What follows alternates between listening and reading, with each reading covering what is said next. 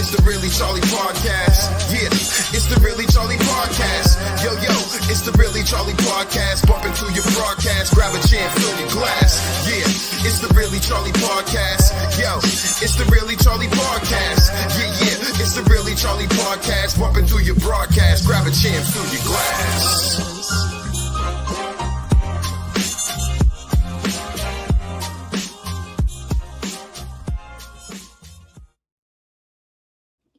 Hey, welcome to the Really Charlie podcast. And tonight's guest is Caliph, my man. This is one of the jewels from the city of New Bedford, Massachusetts. And also, this dude he's traveling. He's got plenty of homes, but we are so proud of him here in New Bedford, only because he made it. He made it. And he ain't done yet. This is definitely gonna be one of our top dreams, top stars. When I'm an old man in the nursing home, I'm gonna remember this kid because he's special. And God bless you, man. It means a lot. Thank you for having me. And before we even get going, I want to say I do have a lot of respect for you and what you've done in the community. Thank you. What you continue to do in the community and what you represent. So that's kind of what I look into, like when I work with people or do anything with people, is like the amount of respect that we have for each other. So it makes it easier to have a conversation like this. So true. I appreciate that. Goes a long way. And my upbringing only taught me to be who I am right now. And I don't think I could do anything different. I probably would rebel against anything different than the way I do things. Only because it's just not me. It's not my blood. And and also, this is a Grammy Award winner. I just, what was it, Immigrant of the Year, they said. I knew about this. And the one thing, way back when, what was it, 2 years ago, I seen you on stage at Keats Middle School, and we did a program there for the kids. Mm-hmm. And it was even better just seeing you up front. And you know what, that was just an organic arena. We're just there, we got a mic, we're doing our thing. And it just gave me a better appreciation of what you're doing in your art, because there's one thing I like: artistic, creative people. Being a poet myself, so this thing, when I see and hear and listen and get some inspiration, especially when you're up there rapping and saying something, Mm-hmm. as a poet, I'm grabbing something. There's something there that you said, and I'm saying, yeah, man, that hit a nerve. And I'll go home, I start typing and writing, and as I call it, thinking and writing, and doing my thing. So That's what's up. That's kind of the goal. If you're a true creative, the goal is to always inspire other creatives, or to even inspire people to turn into creatives. exactly. Like, I look at this as a responsibility, and the responsibility has changed over time, but it's still the same mission, and the same goal is to get people to be happy with themselves and love themselves, regardless of what the world says about you, based on who, what, where you're from. So that's always been the goal for me as an artist. And I feel like ever since I came into New Bedford as a kid, I've always been that different kid. So like being able to embrace that and fall in love with that, and like using that as my stronghold rather than running away from that, is kind of like what pushes me to do everything that I do. So I appreciate the love, and I'm always going to be pushing the boundaries. Like sometimes it might sound like I'm wilding out on the record, but if you really listen, I'm saying something real. But yeah, I have fun with it. And you say wilding out, right? How many times have you or me, we've been at our homes, we've been by ourselves, and we're mad, but we got to let it out. And so you just go ahead and do and say what you have to, right? And that's the same thing with with rapping. You're just giving a message, you're delivering a message. Absolutely. And it doesn't matter how it comes out, just got to be heard. It got to be real. It got to be, a lot of times, as an artist that says something, you kind of get like, pigeonholed into this like ideal. He's the conscious rapper, he's the immigrant rapper, he's the political rapper. And it's like, I'm none of the above. I am a human being expressing myself. And what I maybe conscious, maybe political, maybe about immigration, maybe about other things, you know, but it's just me expressing myself and being real with myself and others, like on paper or on, I mean, I actually don't write. I write up here. That's why you got this cranium out here. You feel me? Yeah. The storage right here, like all these infinity terabytes of music in my head. But yeah, it's just a process of just expressing myself and being free and finding freedom through the art. You know, that's kind of where it really started. Yeah. It's I just let me say hi to Michael. He's on YouTube. What's So up, Michael? yeah, another creator doing his own thing, writing and he was a creator on the basketball court. You know, people they underestimated the kid from Fairhaven, well, Acushnet, and he went on to Fairhaven and he was doing amazing things. So shout out to Mike Samayo. Yeah, shout out to Mike. Yeah. Caliph, when did you know? When did you know you had this gift, this blessing? It was like maybe like my junior year of high school. So like I actually owe it to my homies in high school for being real with me. Like when I first started rapping, like my homies were like, bro, nah, like don't rap. You know what I mean? It was like, bro, this isn't for you. Cause I did everything. I played ball. I went to Greater New Bedford Folk. So I was in a tech shop. So I'm with the nerds. I played ball with the jocks. I'm making clothes, you know what I mean? Like I'm trying to be one of the fly guys. I'm hanging out with the immigrant kids in the corner, like, you know, like, so I was like an all around kid in school. And when it came down to rapping, one of my boys, Ronnie, people know him as Walter, Ronnie, we know him as Severe. He like was like, nah, like I'm not gonna be a part of the group if Abdul's gonna be in the group, if Khalif's gonna be in the group. I'm like, all right, cool. But that was like a moment of like realization how serious he took it. So I went home actually, and I wrote like this like 8-bar thing that I ended up coming back the next day and I spit it to him, and he was like, yo, I'm with it and I'm down, because he like saw that I put in work. And I owe it to people like that kept it like real with me from jump. It literally was like freshman year, it was like, all right, don't do this. Halfway through freshman year, don't do this. Sophomore year, you all right, you know, you all right. Junior year was like, yo, this kid could rap. And by the time it was like sophomore and junior year, I was battle rapping. Like, and like, you know, some people may say otherwise, but I've yet to lose a battle, but the real ones know. You know what I mean? Through high school, I was battling everybody at lunch. Shout out to Mr. Gatenby, who was like cool with letting us battle after lunch. Just kind of express ourselves. It was cool. And that kind of grew into like my junior year, where like now everybody was asking, hey, where's the mixtape? Where's the mixtape? Where's the mixtape? And then ironically enough, we had a group of 4 or 5 of us, but it was really Severe and I, the kid who originally said he wasn't with it. It was him and I that ended up like together making this mixtape.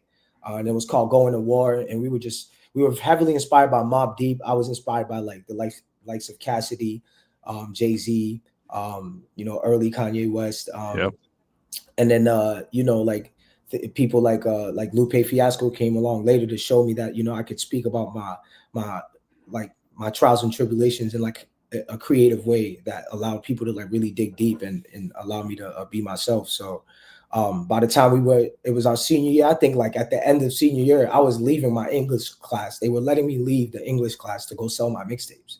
So I was going like, you know, there's like 3 lunch blocks. Like they let me rock through all 3 lunch blocks so that we could go sell our mixtapes, and we sold out. It was a good vibe. We ended up performing at the prom. Like, so I got early signs that, you know, I could really do this. But the real reason was I actually had a scholarship to go to UMass Dartmouth. And that was like taken away from me because of my legal status at the time.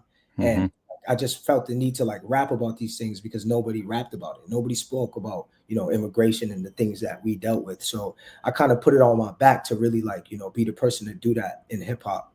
And now we're here, like, you know, like we got to a point where we won 3 Grammys speaking about immigration like years later. Like, and like giving that to my parents was huge for me because they wanted me to give them a degree. So I was like, hey, Ma, Pops, here's a musical degree. This is a musical doctorate. Like, I couldn't go to the school because they stopped us, but it's cool. Like, I got y'all something that's like worth it, you know? So yeah, it's a beautiful journey, man. And honestly, when you take your trials and tribulations and turn them into your positives, like it's surreal, you know, like to think about it. But you got to keep pushing. You got to keep rocking and inspire the next generation to do better than you do. You know. It's true. The one thing I've learned is that you never know who's watching you, right? You never know who's watching you. Young girl, young man, somebody's watching you. So you always got to pay attention to that because you may be their idol, you may be their mentor, and Mm. so you got to pay attention to those things. Um, has there been anybody that approached you and said, "You got me into this. You're the reason why I'm here"? Um, Um, there a couple folks, a couple young artists have told me that like I inspired them to like do what they do, um, and that's always a humbling moment.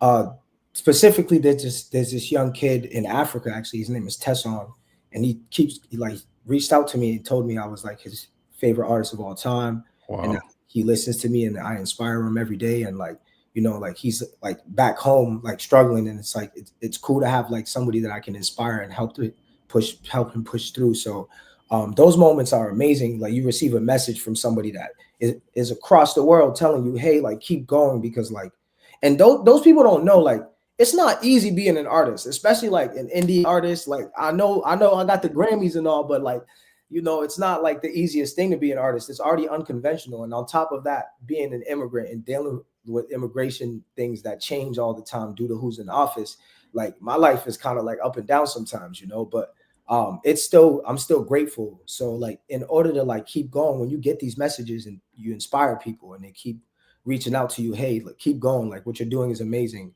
keep doing this, keep doing that.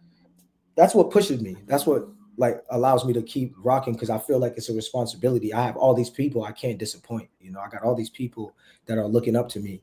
And more importantly, my siblings, my little sister, my little brother, these are all people that are amazing. You know, they're great people. And like I try to push them to be better because I tell them they're like the upgraded versions of me. So having those siblings and then having people outside of my family constantly pushing me, looking up to me, it's amazing. Nathan, you can look up all my music at Caliph. That's how you spell my name. You can look that up anywhere. Caliph.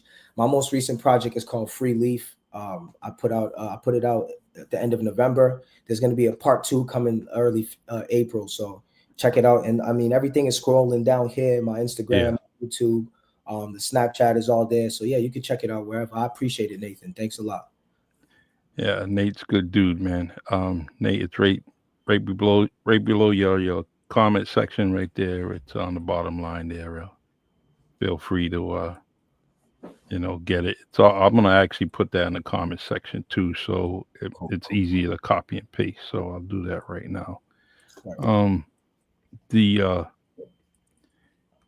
Now you get to the West Coast, Mm-hmm. being a young man from Africa. Probably, I don't think diversity is anything that would bother you. But going to California is a huge diverse community there, Mm-hmm. and you live and learn so much. I mean, there was cultures I never knew of, right? Especially coming from New Bedford. Yeah. And when I got out there, I was just so amazed. So many different people, so many different languages. Um, and what is the one? I mean, you probably learned a lot from a lot of them, but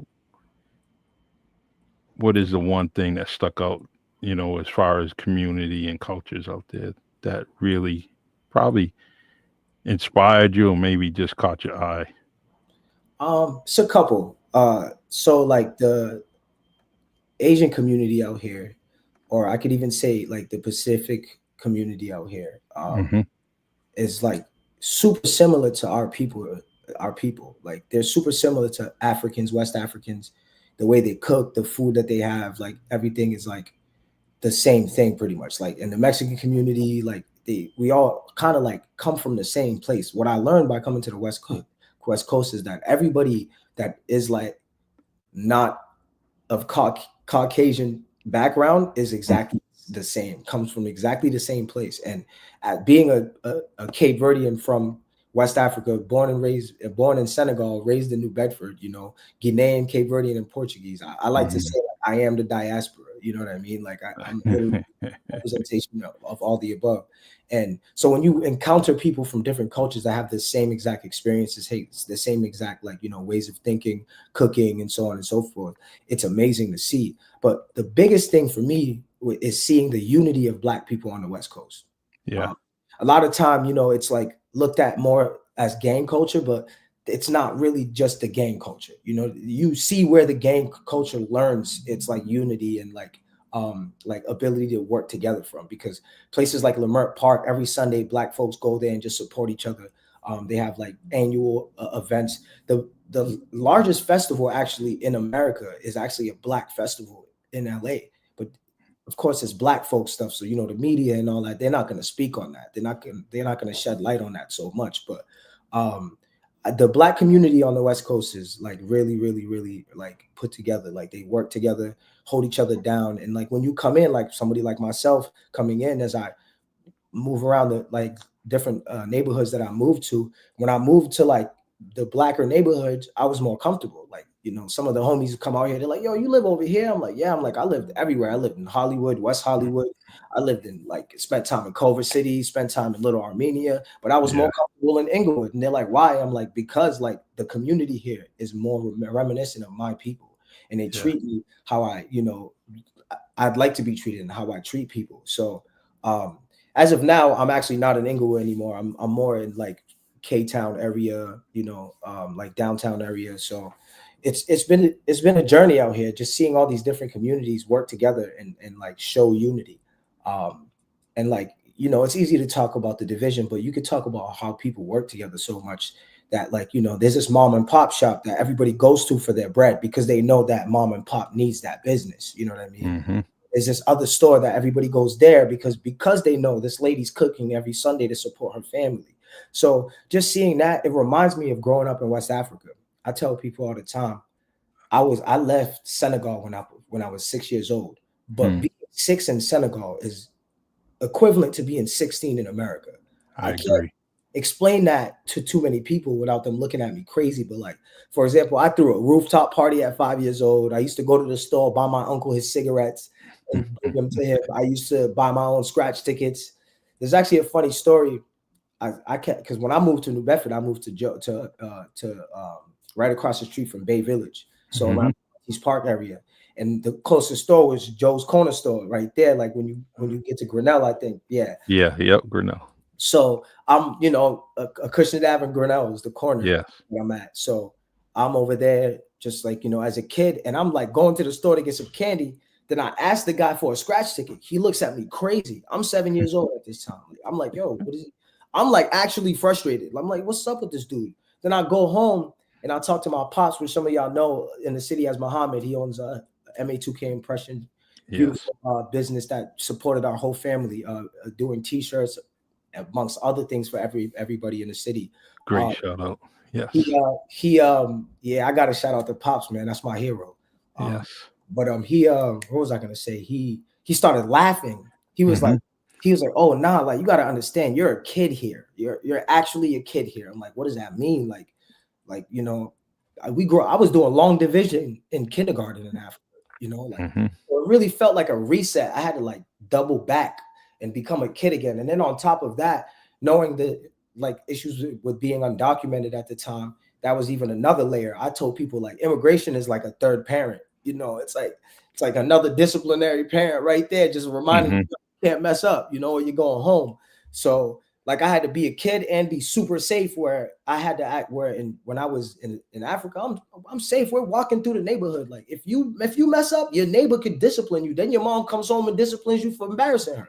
So it's a community and such like a tribal thing that it's hard to how can I say, it's hard to it was hard to adjust to go back to being a kid, but I did. And then like I think I found my vibe through like playing basketball. that's where I kind of like made the shift to being a part of the community in New Bedford. The Montes Park basketball games, guys like Jamal Silver, that like I was like 6'7", he's like 13, 14, like just taking me under the wing and teaching me everything. So like it's community, those community vibes that's what like made me who I am. So that's why I'm always looking for that type of vibe wherever I go.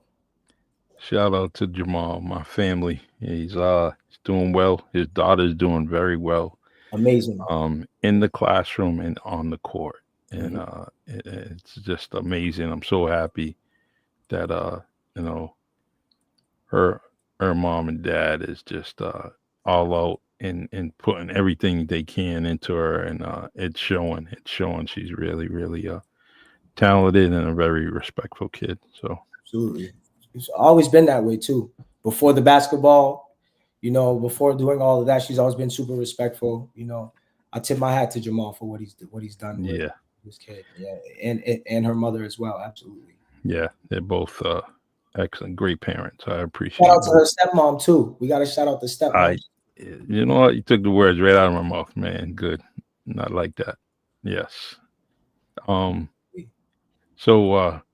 I lived in LA 3 years, and it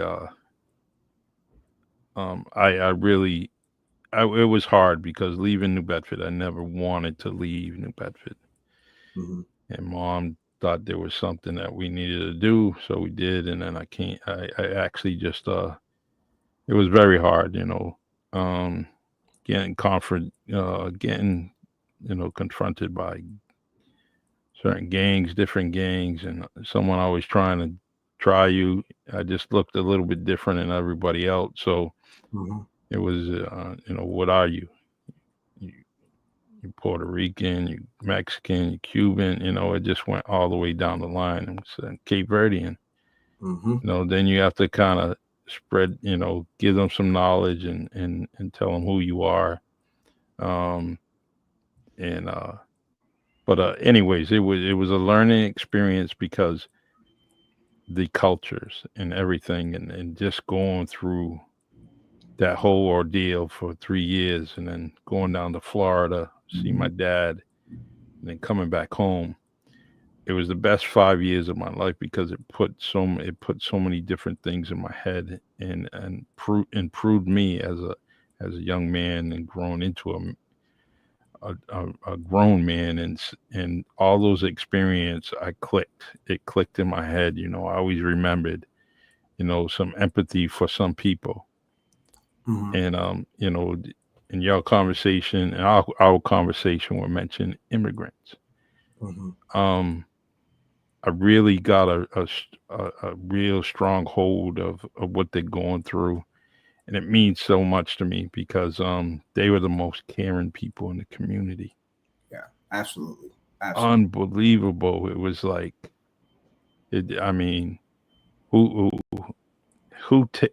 first of all, my mom allows me to leave California, go to Mexico with this family, and meet their people, meet their cultures, and then come back. And that's beautiful. That's shout out to your moms for real, because that so I'm sure expanded your mind. Yeah, it sure did. So I want to let's talk about Cooper Flag, man. All right, let's talk about that.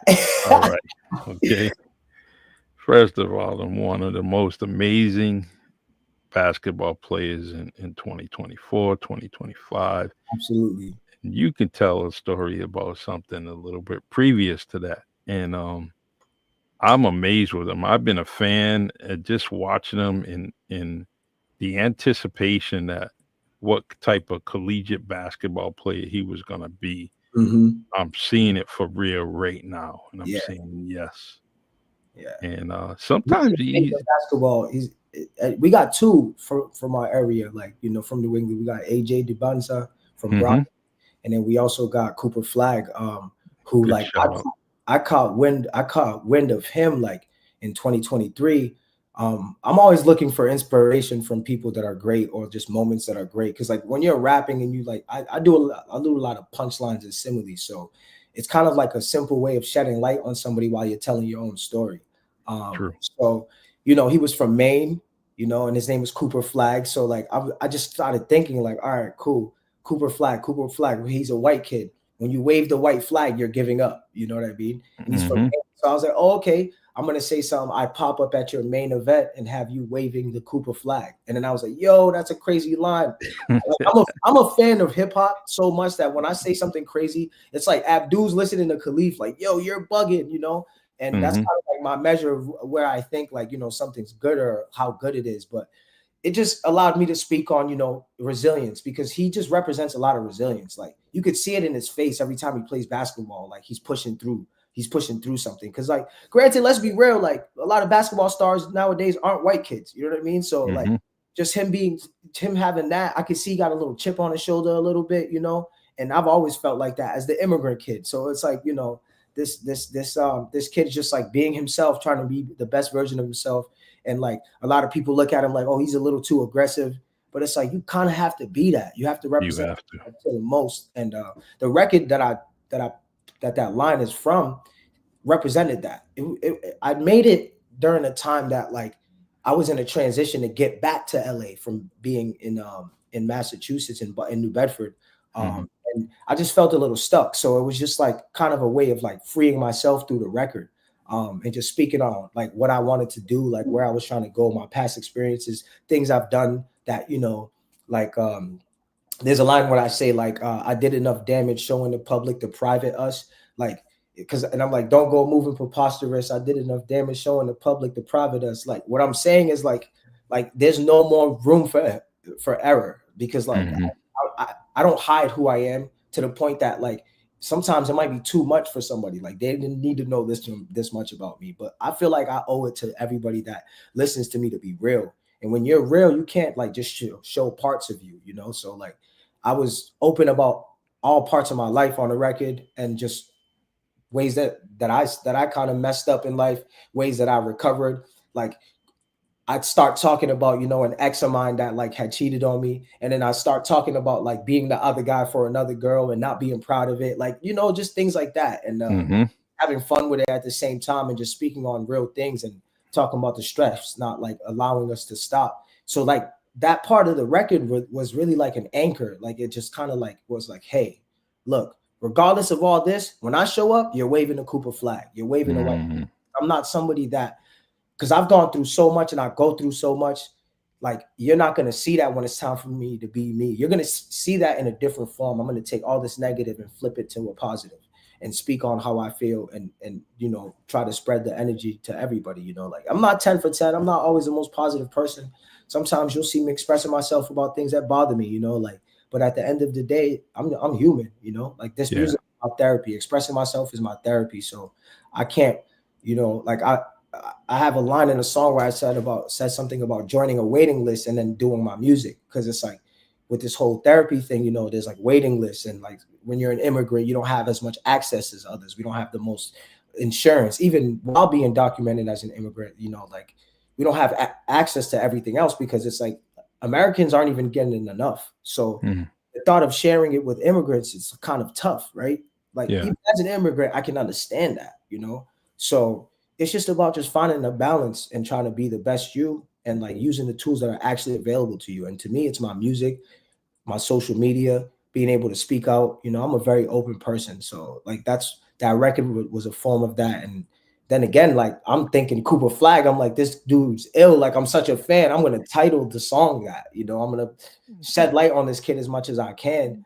And then when it came out, you know, it ended up being a standout on the project, and people were sending me messages like, yo, this record is crazy. This record is crazy. You went crazy. And my favorite part about it, to double back to everything and the whole story, my first friend in America, one of my first friends in America produced it, Sean Rudolph, you know, and nice, on a basketball court at Monty's. So just like, think about it. Like we met playing basketball as two kids, and years later, we're making a record about a kid from our area being a great basketball player and like expressing ourselves. And Sean, he's like one of those people, he sleeps on himself. So I made it a thing.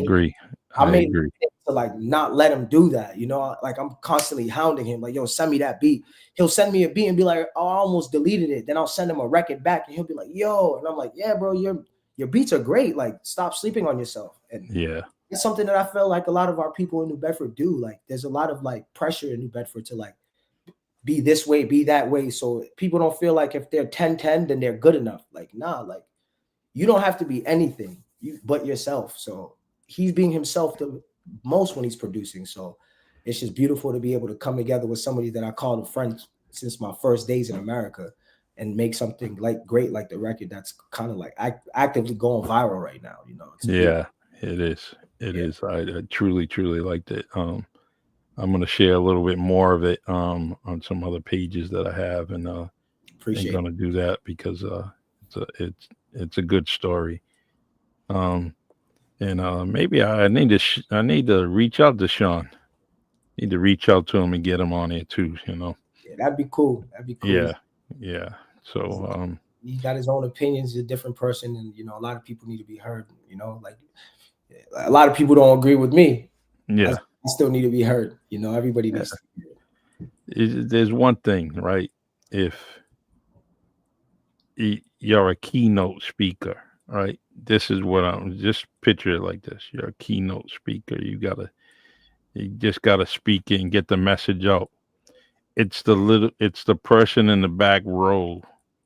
You expect the people in the front row to hear you, but it's that person in the corner that's hearing you, something that you said, being positive, negative, but you didn't describe it to be any kind of way, positive or negative. You just said it, and it just ended up being positive to that person in the back corner. Mhm. And then all of a sudden, they tap you on the shoulder and they tell you, "Hey, thank you. I needed that." I've been hearing so many stories of different vocalists and rappers, and they're doing something right, and then someone taps them on the shoulder and said, "Hey, you saved my life based on your lyrics, what you were talking about. You just saved my life. I wanted to kill myself."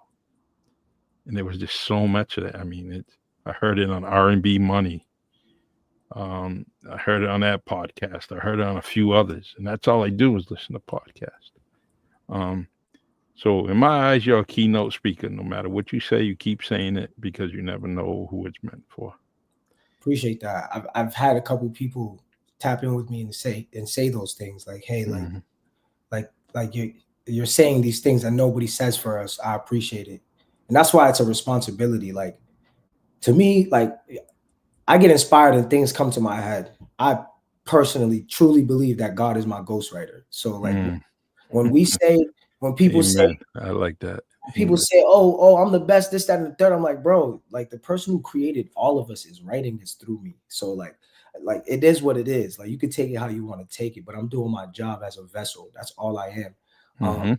And of course, we're human. Sometimes our ego gets into it. Like me too. I'm included in that. You know, a lot of people try to test me sometimes, and I'm just like, bro, what? Like, don't do that to yourself because it's just like I've worked on this pen. I've sharpened it. You know, and there are layers to the things that I say.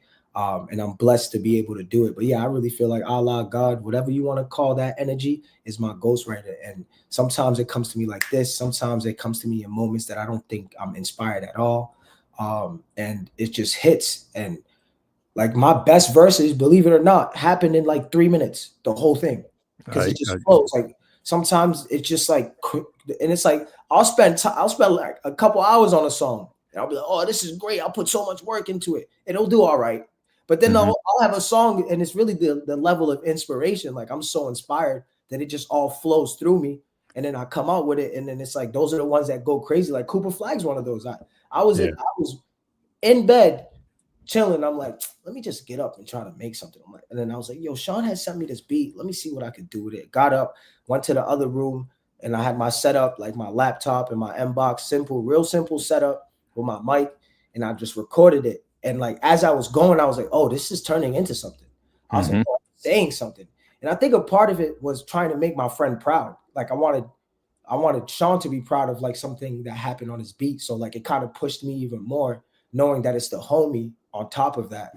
And then it just flowed out of me. I think that record took me like 10, 15 minutes total to make. And like to think about that being what it is today, it's amazing. Like, and all thanks to God. Seriously, like You know, we get in our rapper bags with this, like, oh, I'm the best, I'm this, I'm nice, I'm good, blah, blah, blah. But like I be in those bags, but in reality, I truly know why I'm able to do what I do, and who I tap in, what energy I tap into when I do what I do. You know, it's a truly a blessing. Couldn't ask for anything more or better. You know. That's nice. I'm glad you hear that. I've been writing songs for about the past month, and Let's go. Okay, I gotta yeah, hear that. You gotta send me the records. You gotta I send it. will. I actually I did I did got a release. I put it on DistroKid, and so it'd be released on Friday at Okay. midnight, and for Saturday, and so, and it's just blues. Now you remember you remember the band club. Mhm. So the back area of the band club where the stage is called the Teak Room. Mm.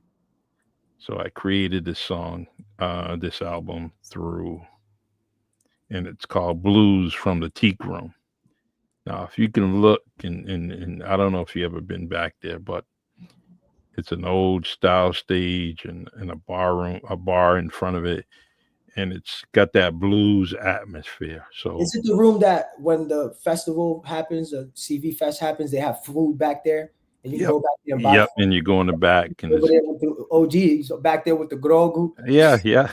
I, I know the vibes. Yeah, I know exactly what you're talking about. So so that's where I got the inspiration from, because of sitting back there as a kid and listening to all the different musicians, from Creole music to jazz to it just R&B. It was right there. And so that's what I came up with the title of it. And but I'll send you a few things, and I'm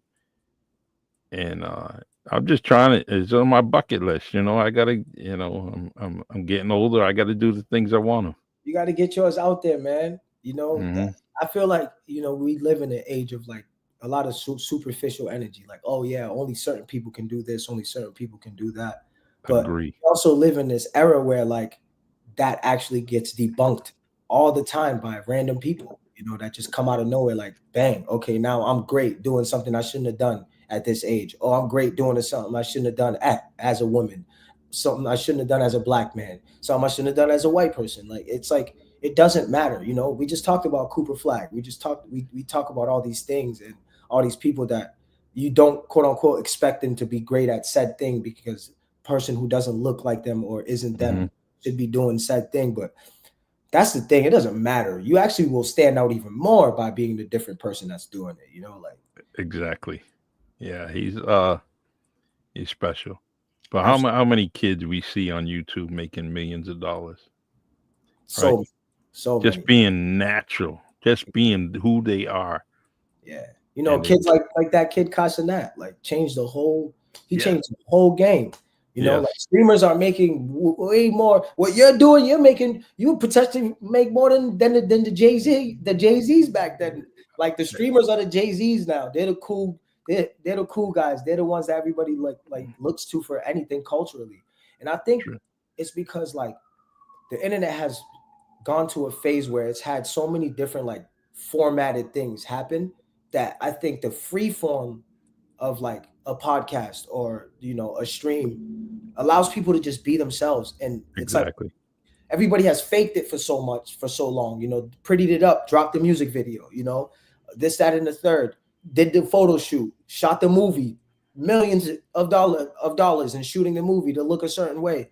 When this kid's just in front of a camera talking like this, like we are, and hmm, having fun and talking to people, reacting to them, has more people come and vibe. And I think it's just because of how raw it is. Humans are in a place where we need things to be raw now because everything has been so prettied up that it's kind of like, all right, cool, we're over this. We're over this yes, perfect looking thing because it doesn't reflect anybody at home who's watching it. We all going through it. Everybody's going through it one way or another. So even rich folks, like Jay-Z said in the interview, that the money doesn't match up with the stress, like yes, or like the issues he's going through. Like sometimes I had like written this piece where I said I find peace at the bottom of a homeless man's cup, because that's where change, you find change there. I find peace in change, because Mm.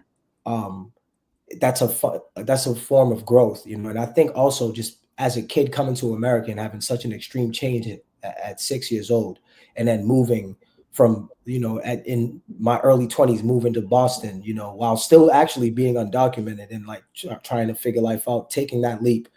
My parents not thinking it was safe, and like my father like being mad at me for doing it, but at the same time like understanding deep down, because he's the person who taught me this. Like, you taught me that I gotta go get it. I got, so, Mm-hmm. like, all these trials and tribulations that we go through, and me, that transition and the change has always resulted in better things for me.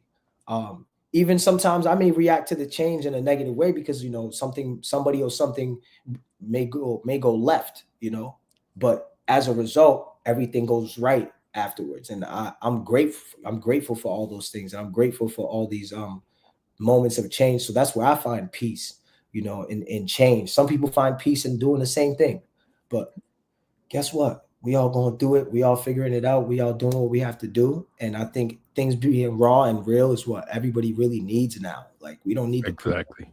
so yeah, man, it's all a journey. And I love taking that left when they're in the fork in the road and they're like, oh, everybody's going right. I'm like, all right, I'm going left.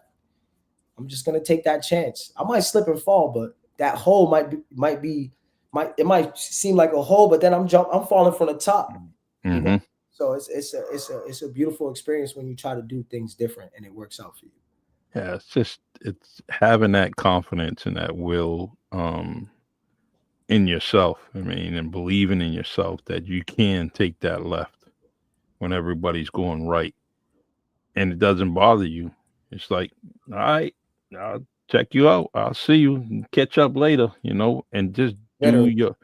just take the course. And regardless of what's on the left, the right, in front of you, you'll make it through just by having that strong will and confidence in yourself. So keep it up. Um, I asked this question of all my guests, and so it's going to lead in different directions. It's all good. It could be one, it can be many, um, and I know it's not going to be none coming from you. It's going to be somebody. So, Caliph, who would you like to see on the Really Charlie podcast? Has Jamal done it? Nope. All right, I need to see Jamal do it. Okay. I need to see my cousin Tuki do it, because I feel like a lot of people need to hear his story for real. Okay. Who else, man? There's plenty of people. I would say my mother, but my mom won't do it. She'd be chilling. If I got a chill side when it comes, like, my mother be chilling, Yeah. My dad, my parents, I think would be amazing on here, but they be chilling, Yeah. I'm trying to think who else. My homie Jonah, Algarin. I'm sorry if I'm saying his last name wrong, but he's an amazing like artist, and he's actually in Colombia now doing amazing things. Okay. Have you interviewed Wilson, the boxer? Yep. He was on here. So yeah. All right. Yeah. I mean, there's a lot more people. There's a group of girls, actually, a couple of girls. They have this business called Cozy Crib, and they're like young women, great business women. And I'll try to, they're Brittany, this Yep. young, amazing nail tech, but like really a great businesswoman, in her own right. And I think like we need to shed more light on the women in the city that are doing amazing things like that, especially at a young age. Coming here, immigrant parents, and I've seen her when I was living with my cousin Tuki, just trying to just figuring life out, doing her thing, Mhm. and then like leaving for a couple of years and then coming back, and she just has a business downtown with her business partner. Yeah. It's just amazing to see that. So I would love to hear from them, for sure, just to hear how they feel about where they are, where they're going, and just kind of inspiring the other girls in the city, that are looking up to like find an example to be, different and do what they want, because the conventional way of doing things is cool, but nah, let's talk about doing it different. Let's talk about people who take that chance, take that leap, go left, because I think we don't shed enough light on people that go left, nowadays, because everybody's trying to be safe and go right and do what they can do, because it's tough. It's tough these days. Our leaders, we don't got too many leaders nowadays. Uh-huh. It's a lot of people are kind of straying away from being leaders, right? Hmm. Just don't want to do it. Um, and that was never me. I didn't have any problem just go ahead and and just do something, lead. It's no problem at all. Some people are a little reluctant. Um, Did you? and Sorry to interrupt, but did you interview Brian Rivera, um, when let me see. DJ Fresco? Yeah, yeah. Okay. Nope, he's never. We've talked about a lot of things. And I did mention about coming on. The only thing is I follow him, so I see what he's doing. He's every day is a business day for Probably him. one of So the easiest people I know in the city, literally. yeah, You yeah. bet. Hopefully, you guys can catch each other, because Yeah. that's another person. Sorry to interrupt, but I just No, that's a plus. Yeah, I'm gonna reach out to him too. So uh I have some openings coming up in April, so I want to fill them in Cozy Crib. I think I'm gonna reach out to them tomorrow. And try to get that set up for 2 weeks from now. Because that's when my opening is, and I like to have them on. So the what's your next step? What's your next goal? What are you gonna do as far as music? um I'm working on a lot of things right now. I'm actually like in a space where I'm like feeling like I'm spreading myself a little thin, because Free Leaf 2 is coming in April. Hmm.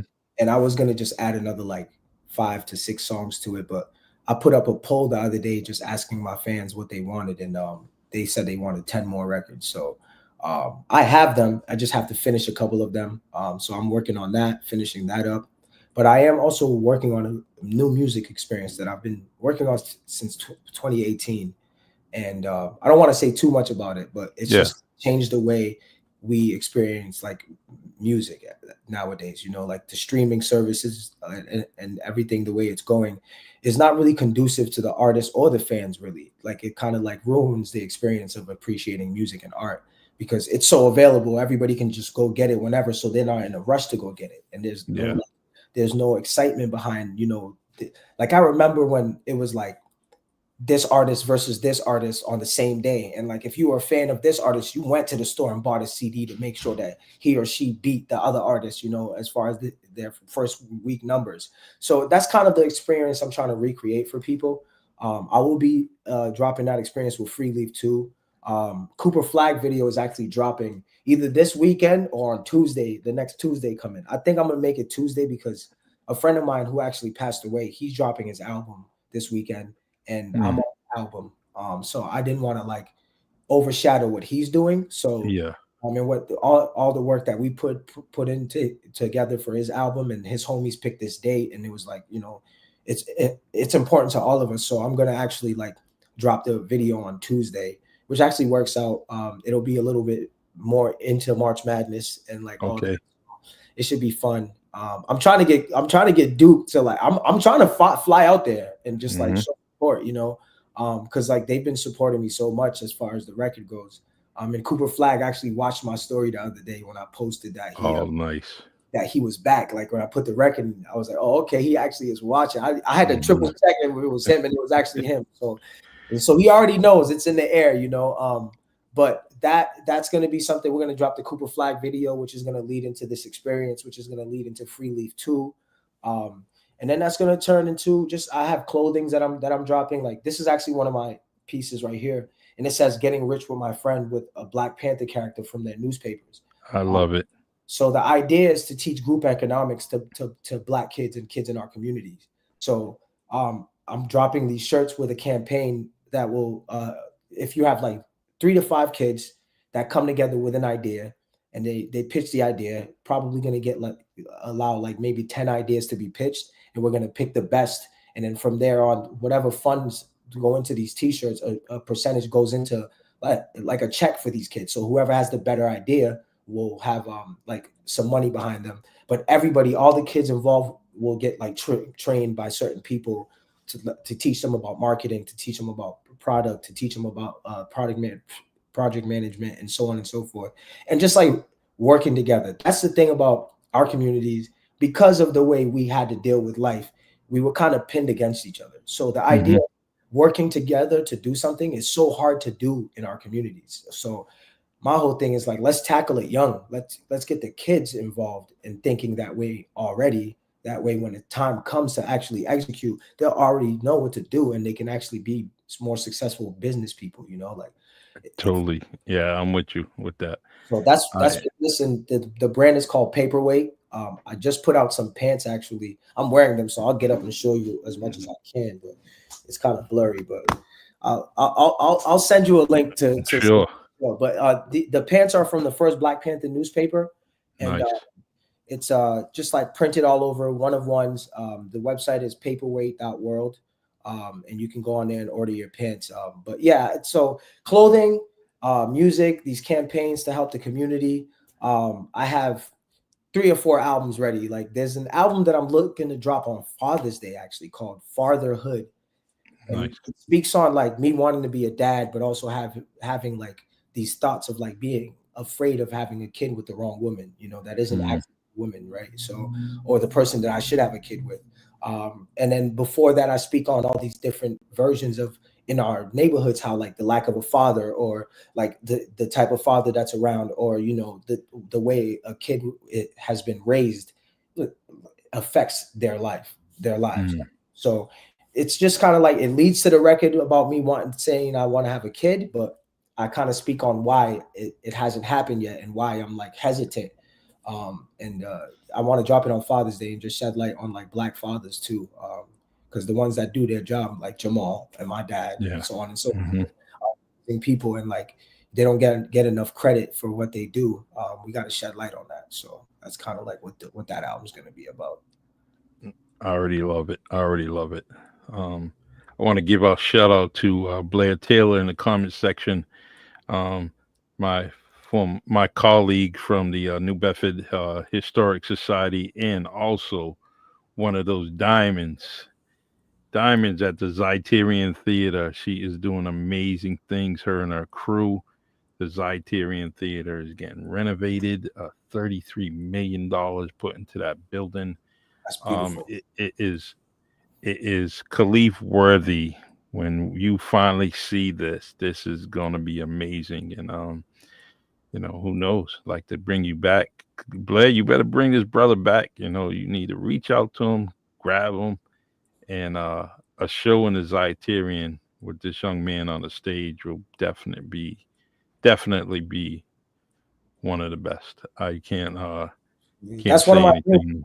definitely one of my dreams. I look at the Zeiterion as like New Bedford's Madison Square Garden. Like that's what, and I actually was supposed to do a show a couple of years ago. It just didn't work out with like the management and so on and so forth, which it is what it is. But now that we got a chance to make it happen again, we absolutely will. I do have a show coming May 30th though, in New Bedford at the Greasy Luck.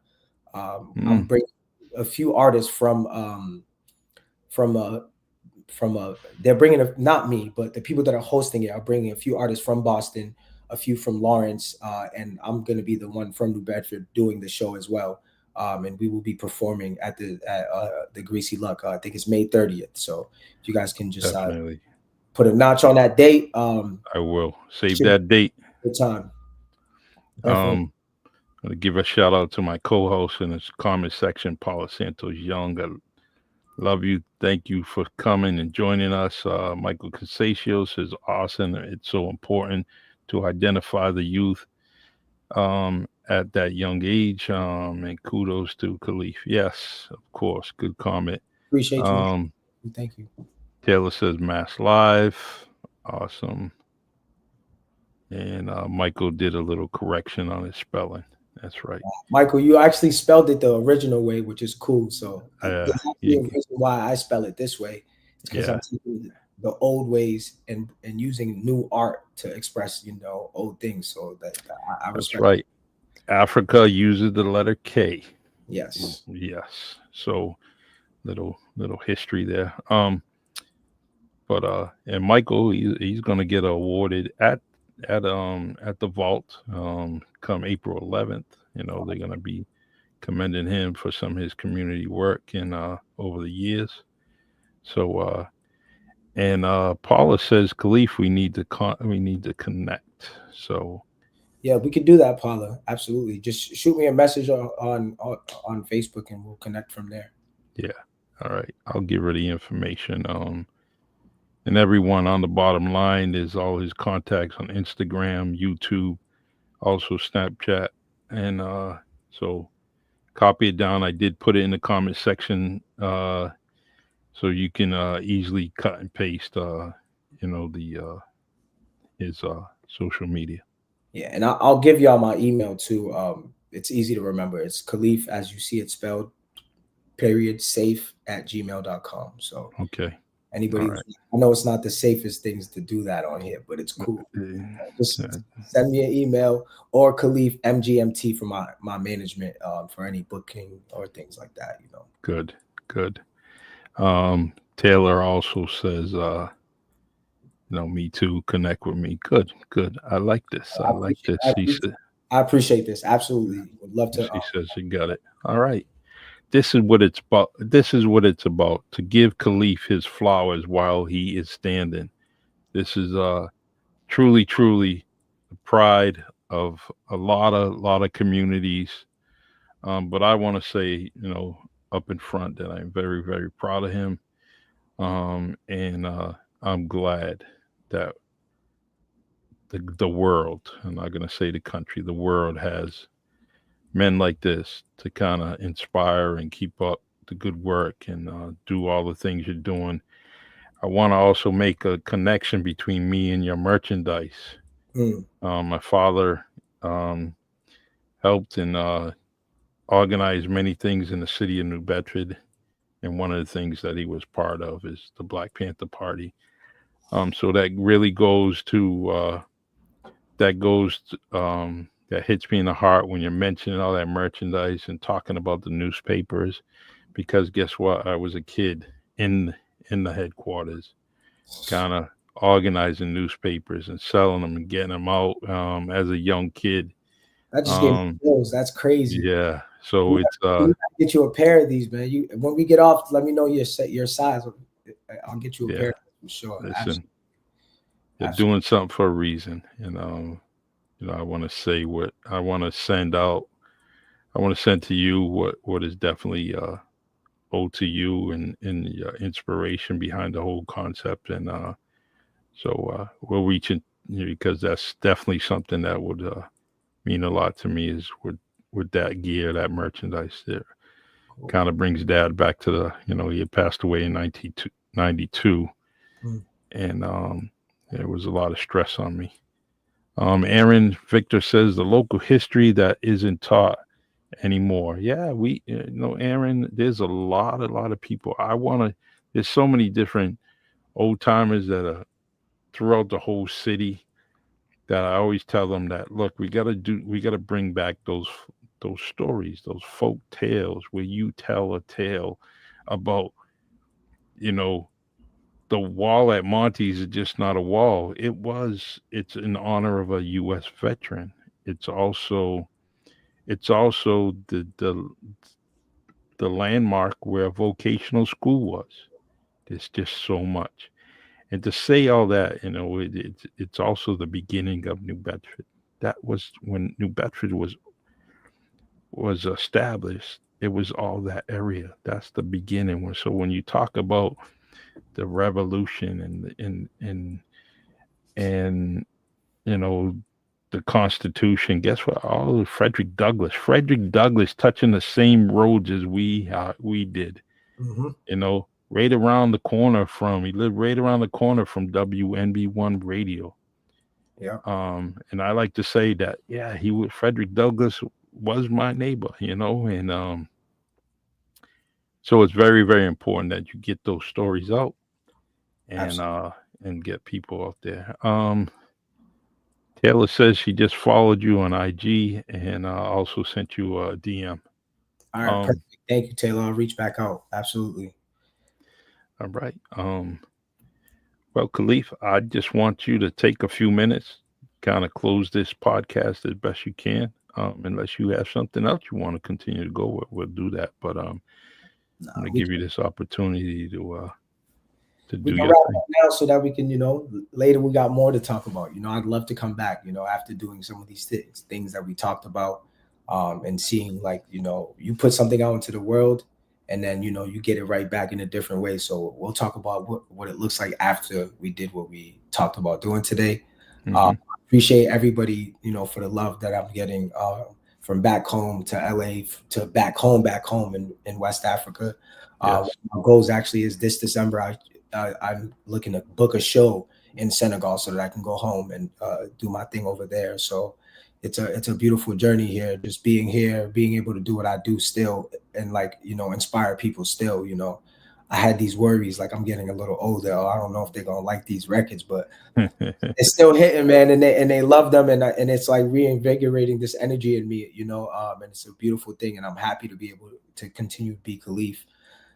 As this young kid, Abdul always needed this Caliph, so it's a beautiful thing to be who I needed when I was young. So anybody who's inspired, I want to, talk to me. I'm not one of these people that feel like I'm better than anybody. Reach out. I don't care who, what, when, or where. You want to talk about whatever, I'm a message away, on my social media, whether it's, my Facebook, my IG, my Snapchat, whichever. So shout out to everybody in the city doing their thing.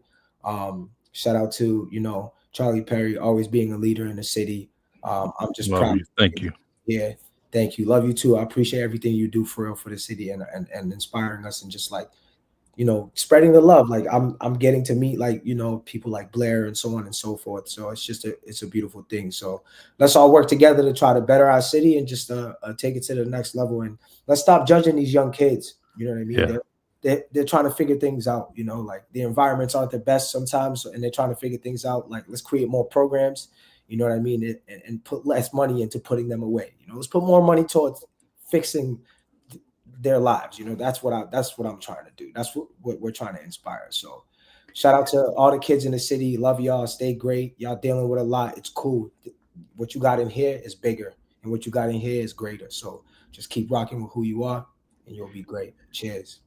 Yes, and feel free, man. That gentleman out there in Africa that you are mentoring, that said that you're his mentor, feel free, get him in touch with me. Hey, I can do a podcast all over the world. I'll send him a link just like I send you, and we'll put him on here, So cheers. Thank you, man. Thanks for the time, Charlie, for real. I look forward to doing this again, for real. All right, man. Anytime you want, you can come on here, and hopefully we get to physically hug each other, and but there's always love for you in my heart. So if you ever need me, don't hesitate. Appreciate it. Likewise. Thanks again. All right, everyone. I am going to end this podcast with my favorite song by Peter, Lionel Walker. And you just heard from Caliph for a whole hour, man. This man, an hour isn't enough. 30 days is not enough, because this man is inspirational, and we're going to continue to have these conversations out and out, and hopefully bring it to the Really Charlie podcast every now and then. So thank you. Cheers. Thank you, guys. All right, brother. Stay safe. Love you, man. Take care. You'll be safe. Peace. All right. Peace. It's the Really Charlie podcast. Yeah, it's the Really Charlie podcast. Yo, it's the Really Charlie podcast. Bump into your broadcast, grab a chair, fill your glass. Yeah, it's the Really Charlie podcast. Yo, it's the Really Charlie podcast. Yeah, it's the Really Charlie podcast. Bump into your broadcast, grab a chair, fill your glass.